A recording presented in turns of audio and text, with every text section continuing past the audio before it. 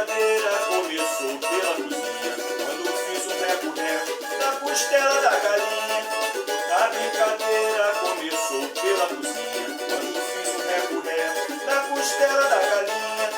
Peguei um pano de prato pra fazer a bandeira, escrevi no guardanapo um belo samba de primeira.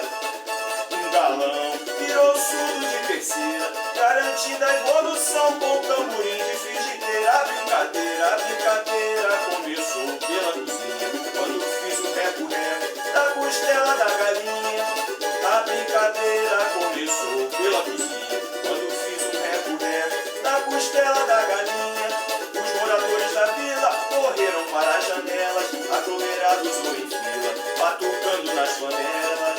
O Zé Serrote, vizinho do sobrado, assistiu de camarote com pose de jurada. A brincadeira começou pela cozinha, quando fiz um reco-reco da costela da galinha.